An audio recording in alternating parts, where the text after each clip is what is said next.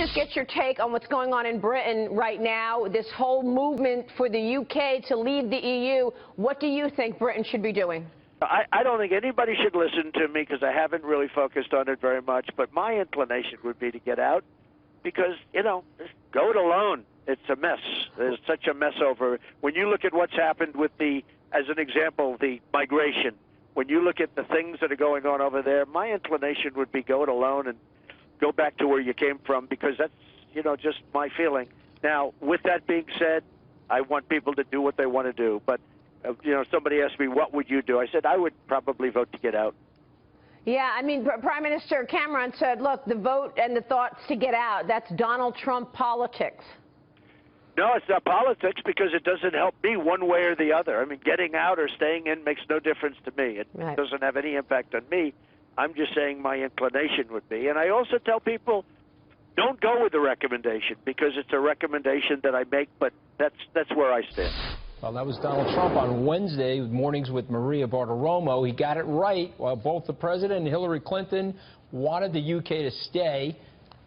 Our Fox Business All-Star, Charles Payne and Deirdre Bolton, join us now.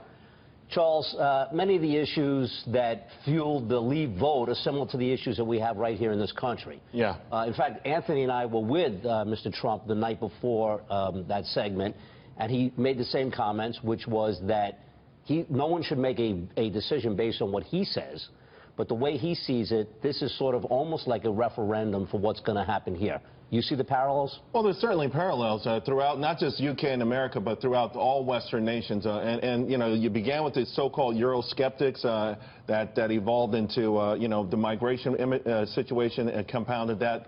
More specifically to the people of England, I think you had two things that really, over the past, it's been a long time coming, by the way. We think about this as recent. In 2004, they admitted 10 more members of the EU.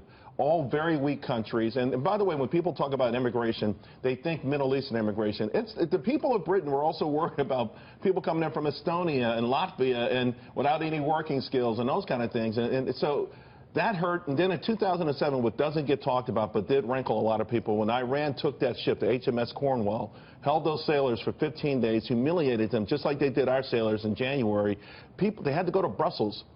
England had to go to Brussels to get help. And Brussels, of course, dragged their feet. So this has been coming a long time. It's happened across the Atlantic, and it's a powerful movement. Yeah, well, you said it. I mean, regulation, the red tape, the bureaucracy, and then, of course, this final nail, if you like, of immigration. And to your point, this has been happening for decades. I mean, if you look in Germany, a lot of the workforce is from Turkey. Now, that has worked out okay, slowly and steadily. However, there is this kind of tipping point from a social level that I think a lot of people want to reject, and that's the vote. So where do you think Europe goes 5 years from now, Deirdre? What does it look like? What's the configuration? Well, we were speaking earlier. I mean, look at all the countries that already are asking for their own referendum, right? France, Italy, the Netherlands, all of these countries are beginning to say, wait a minute, we really should be reconsidering this structure.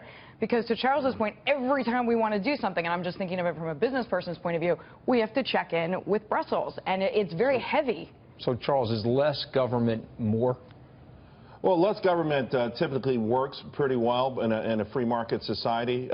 Listen, let's be honest, though. A lot of those European countries, what they really want is the ability to print their own money, to come to their own aid, not go to the ECB and Germany. But by the same token, if they don't adjust decades of socialism-like policies, all they're doing probably is buying themselves more time. Or the weaker countries are going to the stronger ones, right? You saw that with Greece. I mean, basically, Germany and, in part, the UK had to bail out, and they don't want that anymore. The stronger countries don't want to deal with it anymore. A lot of the mainstream media this morning, last night, talked about this being an immigration vote, an immigration issue.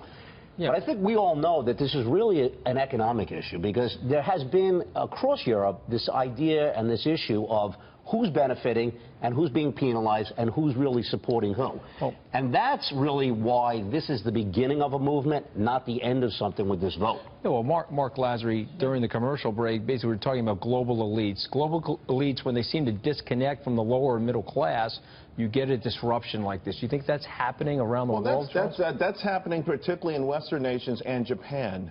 But what happened was these are the nations that have had it good for a long time, and for the most part, they put it in neutral. I mean, this is what we're missing. This is what I think a lot of people who think that you can vote your way to prosperity are missing.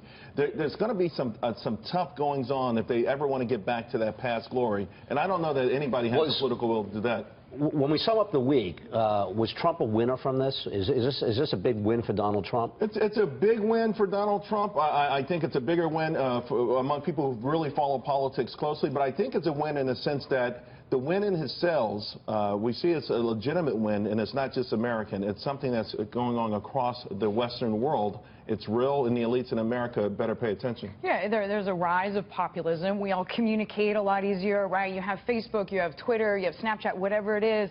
These barriers are being broken down, and the voice of the people, for better or worse, is getting louder and greater. Yep. Do you think we'll hear from Secretary Clinton at any point? Or? Well, she issued a press release. President Obama issued a press release. I think they'll move on.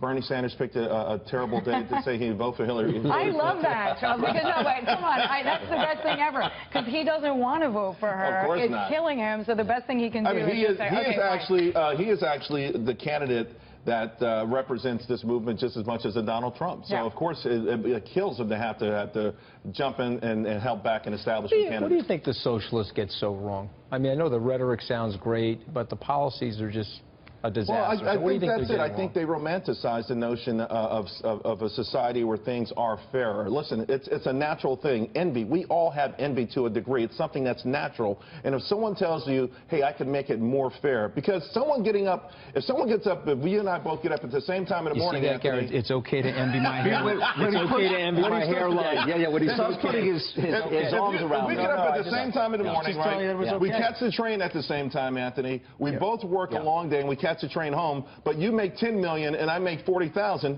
I'm going to think something's wrong with that picture. I think it's almost as bad or worse than envy. I think it just kills innovation, right? Because if you can't build a business, or you're going to be hamstrung, or you can't fire anybody, you can't hire anybody, you can't move. The concept of individual liberty means that we ought to be We got to go. Ourselves. Charles and Deirdre, thanks for joining us. Remember, this was the beginning of something, not the end. All right, you guys, read that. Next week, we'll be joined by CEO of Northwestern Mutual, John Slifsky. You won't want to miss that. He's a terrific guy. Have a great week.